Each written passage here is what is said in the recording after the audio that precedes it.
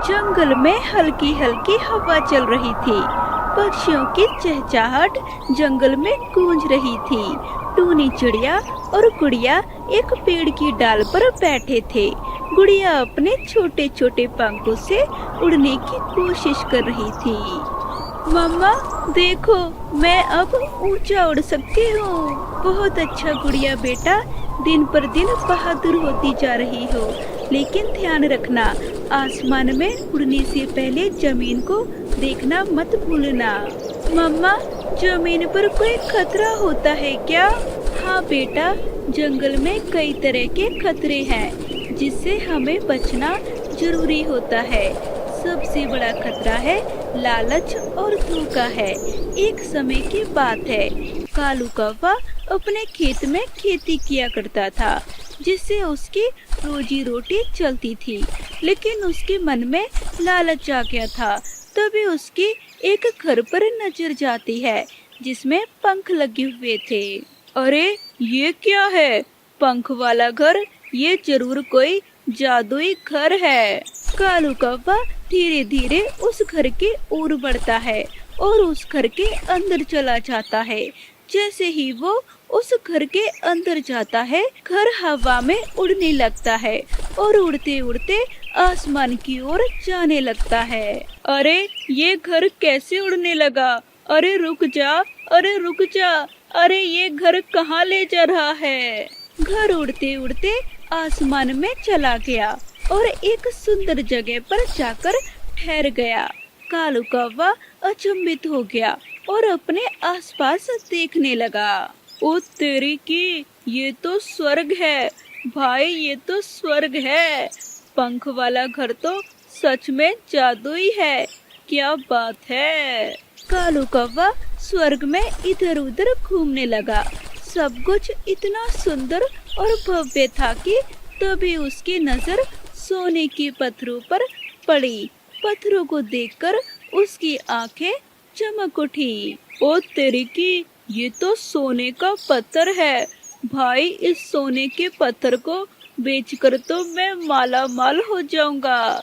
क्या बात है उड़ने वाले घर की। तो उसने पत्थरों को उठाने की कोशिश तो की, पर वो बड़े ही भारी थे। ओ तेरी की, ये तो बहुत ही भारी है।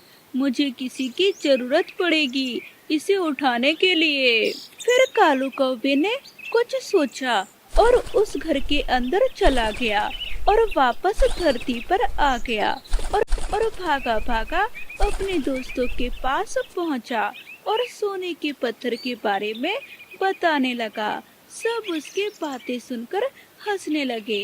अरे कालू, तू फिर से सपने देखने लगा दिन में? अरे विश्वास नहीं है तो मेरी बात सुनो। कल सुबह हम सब स्वर्ग चलेंगे और वो सोने के पत्थर लेकर आएंगे और फिर हम सारे के सारे अमीर हो जाएंगे। अच्छा चल भाई, तेरी खातिर ये भी कर लेते हैं कालू। कालू कौवा अपने दोस्तों को लेकर उस घर के पास पहुंचा। सभी दोस्त पंखों वाला घर देखकर चौंक गई। अरे बाप रे बाप, ये तो सचमुच का जादुई घर लगता है। अरे चुप रहो, शोर मत मचाओ, हम लोग इस घर के अंदर चलते हैं। जब घर पंख फड़फड़ाने लगा तो कालू कौवा अपने दोस्तों के साथ उस घर के अंदर चला जाता है और घर तेजी से उड़ने लगता है। अरे कालू, ये घर तो तेजी से उड़ने लगा है। अरे इससे ही तो हम स्वर्ग पहुंच जाएंगे। हमें तो लगता है कि हमारे तो प्राण चले जाएंगे। अरे शांत रहो, शांत रहो। अरे सोना मिलेगा, बस देखते जाओ। कालू के दोस्त ने हौसला बढ़ाने के लिए पूछा। क्या कह रहे थे कि कितना बड़ा सोना है? कालू कौवा अपने दोस्तों को बता ही रहा था कि तभी उस घर के नीचे की दीवार फट जाती है और सभी नीचे गिरने लगते हैं और सभी एक साथ जाकर नदी में जा गिरे। हाय राम, मेरी तो कमर ही टूट गई। अरे कालू, मेरा तो चपड़ा ही टूट गया।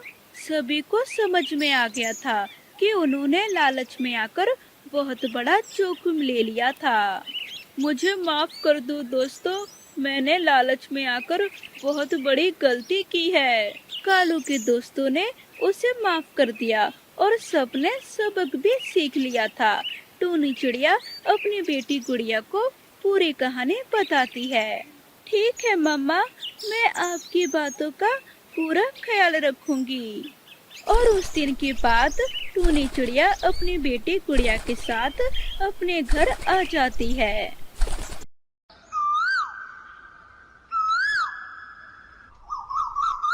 एक समय की बात है, एक जंगल में भूरा चिड़ा अपनी पत्नी टूनी चिड़िया बेटी गुड़िया के साथ रहता था, जो अपना परिवार का पेट पालने के लिए लकड़ियां काटता था, जिससे उसकी रोजी रोटी चलती थी।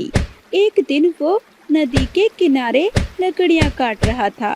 लकड़ियां काटते काटते अचानक उसकी कुल्हाड़ी नदी में गिर गई। इसके कारण वो बहुत परेशान हो गया और जोर जोर से रोने लगा। हाय रे, ये क्या हो गया? अब मैं क्या करूं? पैसे अब कहां से लाऊंगा कुल्हाड़ी के लिए नई? तभी नदी में से पानी की जलपरी प्रकट हुई और बोली, क्या हुआ? तुम रो क्यों रहे हो? लकड़हारे ने रोते रोते पूरी बात बताई और कहा, मैं लकड़ियां काटकर अपने परिवार का पेट भरता था। अब कुल्हाड़ी के बिना मैं क्या करूँगा? तुम चिंता ना करो, मैं अभी तुम्हारी कुल्हाड़ी ला कर देती हूँ। ये कहकर जलपरी ने पानी में डुबकी लगाई और एक कुल्हाड़ी ले आई। ये लो तुम्हारी कुल्हाड़ी। लकड़हारे ने देखा कि कुल्हाड़ी तो सोने की है। तब वो बोला, परी जी, ये कुल्हाड़ी मेरी नहीं है। परी ने फिर से डुबकी लगाई और दूसरी कुल्हाड़ी ले आई और बोली, अब ये लो भाई, ये है ना तुम्हारी कुल्हाड़ी। लकड़हारे ने देखा कि इस बार कुल्हाड़ी चांदी की थी। तब उसने कहा, नहीं नहीं, ये तो चांदी की कुल्हाड़ी है, ये मेरी नहीं है। मेरी कुल्हाड़ी तो लोहे की थी। अब आप परेशान न हो। परी ने फिर से डुबकी लगाई और फिर से एक और कुल्हाड़ी ले आई। इस बार कुल्हाड़ी लोहे की थी। उसे देखकर लकड़हारा बहुत खुश हो गया और चिल्लाते हुए बोला, हाँ हाँ, यही है मेरी कुल्हाड़ी। परी जी, आपका बहुत बहुत धन्यवाद। अब मैं लकड़ियाँ काटकर बेच सकूंगा और अपने परिवार का पेट भर सकूंगा। ये कहकर लकड़हारा जाने लगा। तभी जलपरी ने उसे बुलाकर कहा, तुम बहुत ईमानदार हो, मैं तुमसे प्रसन्न हुई।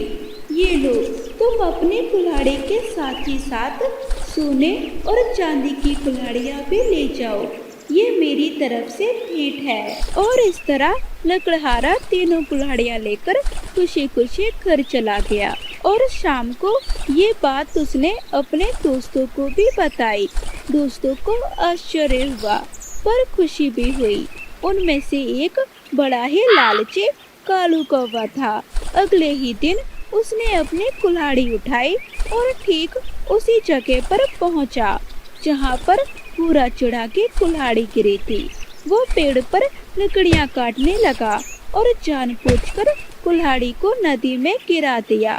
फिर पेड़ के नीचे बैठकर जोर जोर से रोने लगा और चिल्लाने लगा, हाय रे, अब मेरा क्या होगा? एक ही कुल्हाड़ी थी मेरे पास, वो भी गिर गई पानी में। उसका विलाप सुनकर जलपरी प्रकट हुई और उसके हाथों में सोने की एक कुल्हाड़ी थी और वो बोली, देखो, यही है ना तुम्हारी कुल्हाड़ी।